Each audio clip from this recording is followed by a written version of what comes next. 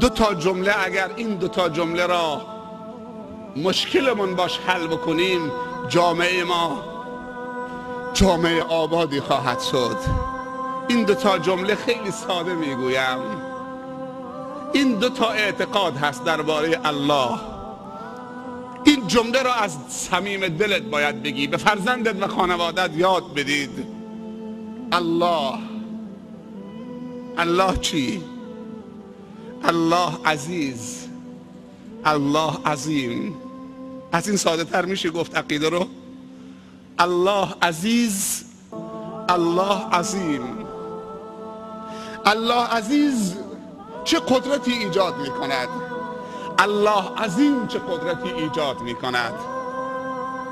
تسلط بر دلها با دو چیزه، یا با عشق یا با ترسه. یا باید کسی رو دوستش بداری تا مطیعش بشوی، یا باید از کسی بترسی تا تابعش بشوید. اگر این دوتا رو به الله بدهیم، تو دارای عقیده خوبی خواهید شد و همه طبیعت و مخلوقات خدا تسلیمت خواهد شد. این دوتا کلمه رو مشکلمون حل بکنیم باش. الله عزیز یعنی دوست داشتنی، عزیزتر از اون کسی نیست. و الله عظیم، بزرگ، عظیم، کسی از اون بزرگتر و مهیبتر و دارای هیبتی بالاتر نیست. ذوالجلال والکبریا والعظمه.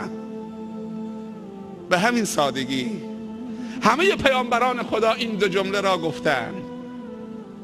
همه مردان بزرگ دین که خاتمه شهادت نصیبشون شد این دو جمله را گفتند. الله عزیز. ابراهیم خلیل بتشکن این جمله را گفت. خداوند در سن نازایی پسری بهش داد.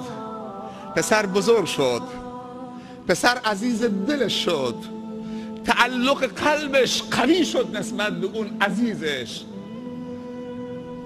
خداوند خواست آزمایشش بکنه، در خوابش نشان داد، گفت ابراهیم فرزندت برات عزیز شده. من چی؟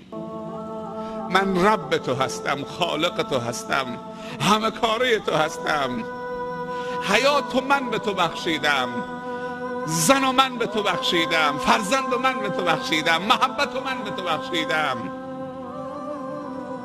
در سن پیری و سالخوردگی و نازایی فرزند پسری بهش داد. این فرزند بزرگ شد، تعلق و عاطفه ها قوی شد. خدا در خواب بهش نشان داد، دستور داد که فرزند تو با دست خودت ذبح بکن. الله عزیز گفتن که شوخی نیست. از خواب پرید، بی‌طاقت شده، هر چه زودتر باید فرمان الله اجرا بکنه. بی‌طاقتیش این بود، نمیخواست تأخیر بکنه. فرزندش هم براش عزیزه. چند روز پیش یه نفر بهم گفت شیخ نتیجه آزمایش ما مثبت شده.